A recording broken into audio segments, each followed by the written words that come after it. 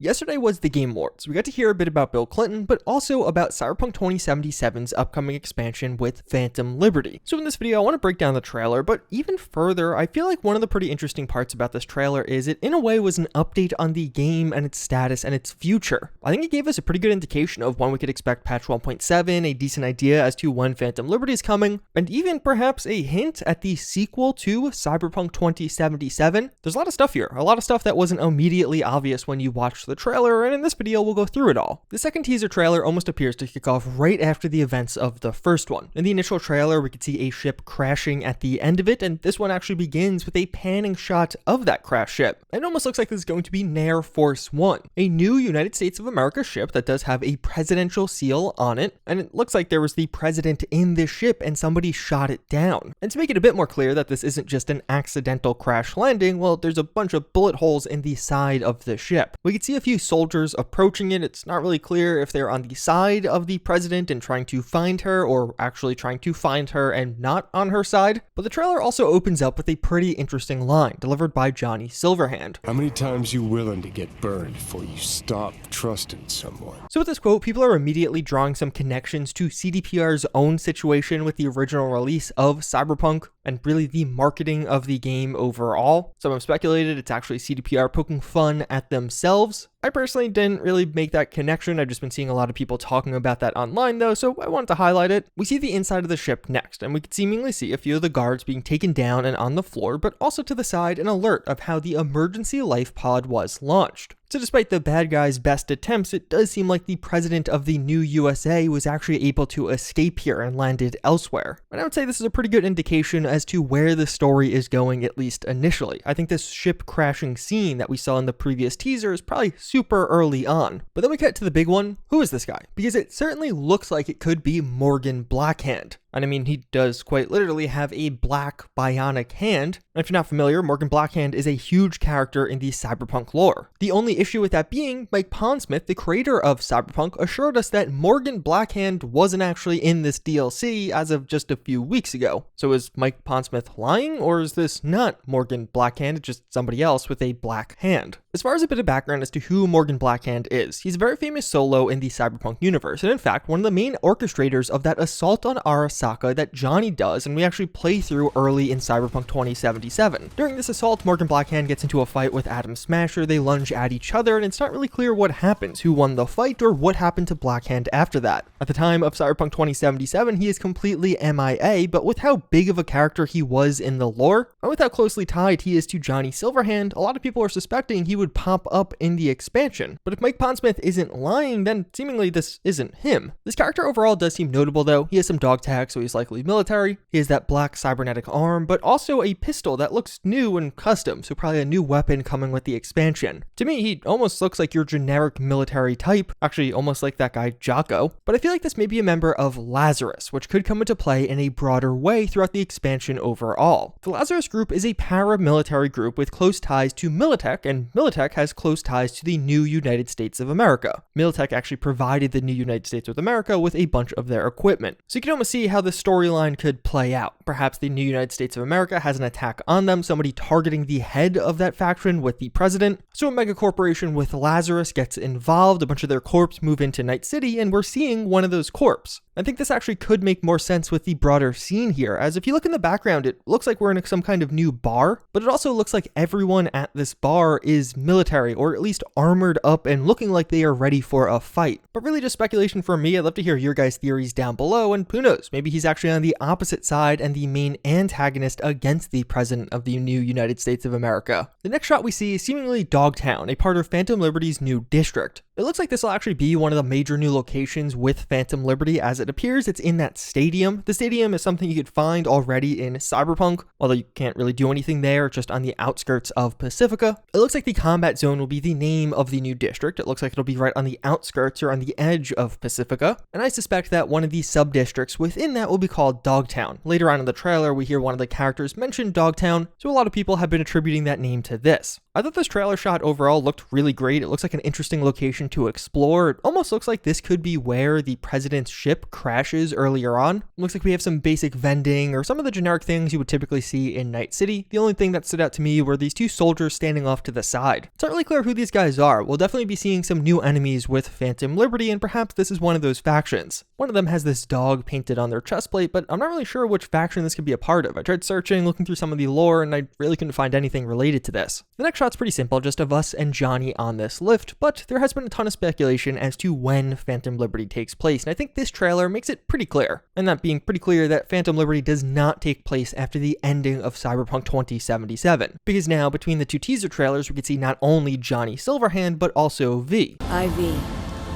Do solemnly swear. And if you play through Cyberpunk, after most of the endings, there can't be both Johnny Silverhand and V. So what this means is it'll likely be something that happens before the very end of the game, before that point of no return. Then we get to see a bit of who is suspected to be Rosalind Myers, the president of the new USA. I think this scene of Rosalind Myers is probably one of the most telling as far as the broader story of Phantom Liberty out of everything we've seen in the trailer. When we saw Rosalind Myers in the past trailer, she was very well put together, but now she's very disheveled. It almost looks like we're on the run, and perhaps V is on the run with her. So to me, the premise of Phantom Liberty appears to be somebody is trying to take out the president of the NUSA, perhaps a new corporate war is beginning, and at least at the very start of the DLC, the president will crash land and we're going to be tasked with saving her, but probably be on the run at some point, trying to get our footing, trying to get revenge on who attempted this hit. In the past, this expansion has been described as a spy thriller, so perhaps initially we're trying to figure out who actually did this, who is hitting the president. And I think some more evidence of that comes a few shots later with this face implant. This looks wild and basically appears to be some kind of cyberware that layers atop of our face. So what I'm speculating here is that this is actually going to be a disguise for V, something that you could put on to change V's face visually so we're able to infiltrate different locations, pretend to be somebody else, and get some answers for the president. And to me, this sounds like a pretty fun and interesting gameplay mechanic, especially when you think about that spy thriller theming that CDPR has described previously. And perhaps this person installing this new face cyberware is going to be a new Ripper dock located in the combat zone. But of course, the other big reveal that we get here is of Solomon Reed, who is going to be a member of the FIA and is going to be played by Idris Elba. In the voiceover, we hear how this is going to be somebody brought in by Rosalind Myers, or somebody that Rosalind Myers brings in to help fix the situation. Solomon Reed identifies himself as a member of the FIA, but it's not really clear what that is. It obviously sounds like it could be a new version of the CIA after the US government is restructured, but at the end of the day, it doesn't really matter that much, and on Twitter we could see that Solomon Reed is going to be an agent for the new United States of America, and that's how he's relevant here. Whatever the FIA sub-agency isn't that important, and I actually think the name they chose for this character, and it seems like he is a totally new character in Cyberpunk lore, is actually pretty relevant. Reed Solomon is a type of code that will automatically detect and fix errors in a larger code base, which is effectively what Solomon Reed's role seems to be here. Somebody is trying to take out the president, and he is there to find out who did that and fix it. Idris Elba is an incredible actor. If you haven't seen Luther, watch it, or else. And Mike Pondsmith also confirms on Reddit that this was the surprise he was talking about in that Reddit post I referenced earlier. At this point in the trailer, we get a bunch of different combat scenes, and it's really just kind of V shooting at different enemies. But some of these enemies do look pretty unique, and I think are clues to the broader story here. Here we are fighting a combination of robots and humans, but these guys have some pretty interesting armor. It looks like they have words or symbols on their arms, as well as they appear to be wearing masks of some kind. During the vehicle combat scene, we could see an enemy wearing a neon green mask, and I think it might be something similar or the same mask being worn by these enemies in a different shot. Either way, some pretty gnarly and interesting armor. Later on, we're mowing down some soldiers with an LMG, and it looks like this is actually an attack on some Arasaka members. We can see the Arasaka logo on some of the crates off to the side, as well as a big robot broken down. But then another scene that I think is pretty interesting, we could see somebody in a Militech exosuit, as well as an NCPD robot firing against something, and it almost looks like these guys are firing against the same thing, like they're teamed up here. And all of this together makes it seem like a new corporate war is breaking out, and that's a broader premise in this DLC. Arasaka tried to take out the president, then the president hits back with NUSA agents hiring V, and of course Militech coming in to help. And there appears to be one more scene of the president where V and the president are nearly blown up by something. Perhaps this is relatively early on, before we're fully on the run and before she gets all disheveled. But if you watch the trailer and you are an astute observer, you may have noticed I actually skipped a few scenes from the trailer when went out of order towards the end there, and there's a reason for that. I think some of the things shown off during this teaser for Phantom Liberty confirm in one way or another that patch 1.7 will be shipping with Phantom Liberty. We get footage of vehicle combat, new melee finishers, and even max tack jumping down. And all that's going to correspond quite closely with some of the things promised to be coming with patch 1.7. A police overhaul, vehicle combat, and melee rework, and more cyberware feeling cyberware. So here we see a new vehicle. It's hard to make out what it says on the side. It looks like it's saying NUSA Best or something like that. But something I see a lot of people missing is that during this scene, we are actually in vehicle combat. We're not fighting back, but all of these cars around us are actually shooting at us. There's enemies hanging out of the cars attacking us. But of course, more notably, it's a car chase where we seem to be driving. We're not hanging out of the window trying to shoot these enemies, but rather we're driving away from them. So it almost looks like to me this could just be a dynamic car chase, like the AI is responding to us doing something and trying to chase us down. But also it's not the NCPD, so perhaps this means certain gangs or other factions can chase us in cars also. In the next scene, we are actually doing vehicle combat ourselves. There's been some speculation that this is all scripted, but to me, it looks like it was flowing pretty naturally. I mean, it's a very short scene, so it's hard to tell, but it didn't seem like this was an on-rail sequence, but rather just part of the gameplay. And of course, we have max tack jumping down. I think this could be a first look at that police rework, and perhaps an indication that max tack will actually show up in AVs to attack us if we get a high enough wanted level. But okay, then there's this part where we use the Mantis Blade to do a new finisher animation on an enemy, and look, my last video got demonetized. If I show you this in full HD quality, it's going to get this video demonetized, so hopefully you can get the rough idea. You can go back to the trailer if you want to see this more clearly, but it looks like we're getting some enhancements to cyberware, and perhaps this is part of the melee enhancements to the game. There was a melee finishers DLC data mined a long time ago, so perhaps this is that, but at the same time, CDPR has also described reworks to melee in general, but also more cyberware feeling cyberware, so perhaps this could be part of a larger cyberware overhaul. That's something else I was speculating with that face implant we see earlier on in the trailer. What is this face cyberware isn't just a part of the quest, but actually something we just get generally that will perhaps have a visual difference. What if we could chrome ourselves out more in Cyberpunk? It's always been kind of obscure as to what more cyberware feeling cyberware would mean, and perhaps all of this is a first look at it. I know that I wouldn't say this absolutely confirms everything. A lot of these features that were promised to be coming with patch 1.7 being shown off during one of the Phantom Liberty teasers makes me think patch 1.7 is coming at the same time as Phantom Liberty. There have been a lot of people hoping that patch 1.7 comes out before Phantom Liberty, but I don't necessarily think that's true. And I mean, even in the past with patch 1.5 and the next gen update, CDPR just shipped them at the same time. At the end of the trailer, we don't get a proper release date, which was a little bit surprising to me. I thought we'd actually get a concrete day and date. And I think this overall makes it pretty clear Phantom Liberty is still a ways away. If it was coming in Q1 or even really the first half of 2023, I feel like they would have said something or at least given us a month. So based on all of this, I feel like it's a pretty good indication that Phantom Liberty isn't coming until the second half of 2023 or at least the middle of 2023 and definitely not early 2023 like I was previously speculating. Which frankly is fine. I really want CDPR to just take their time and get this one right, which it seems like they are doing, not jumping to get a release date out there. But at the same time, don't be disappointed if you have to wait until late 2023 to finally play this. It definitely could end up being a September release. And I feel like this could mean there's also going to be a very long wait for patch 1.7, which isn't shocking. Several of the past updates have had 6-month or so waits for Cyberpunk, but it also seems like CDPR is teasing or revealing something else here. In both the first teaser trailer for Phantom Liberty and this second one, when they do the 2023 date reveal at the end, a bunch of other dates or numbers flash before it. Pretty much all of these are significant dates with CDPR, like the first Cyberpunk trailer going out, 2077, of course, for the game, but something that was added and is totally new with the second teaser trailer is just before cutting to 2023, it actually shows up with 2079, which isn't an obvious date. It's not really clear what that corresponds to, so some people have been speculating, oh, is that going to be related to Cyberpunk 2077's sequel? Like maybe it'll be called Cyberpunk 2079, or perhaps it'll just be taking place 2 years into the future, 2 years after the events of Cyberpunk 2077. It doesn't really seem like there's much work being done on this project at all. In the past, CDPR has said that the conceptual phases of development will begin after Phantom Liberty releases, like not even pre-production, but pre-production hasn't even begun yet. But then again, something like the setting, what year the game takes place, could already be established. So maybe this is just a nod or a tease at that. Or maybe it's something else entirely, but it definitely is interesting or odd to just have this date added in at the end, especially when it wasn't in the first trailer. So what do you guys think? Is Cyberpunk 2079 the next planned project? Either way, that's a breakdown of the trailer, some of the new details, details, and I think some of the broader updates this means around the DLC as well as the game itself. With that said, hopefully you guys found this one informative, hopefully you enjoyed it, but until next time, I thank you all again for watching, and I hope to see you all later.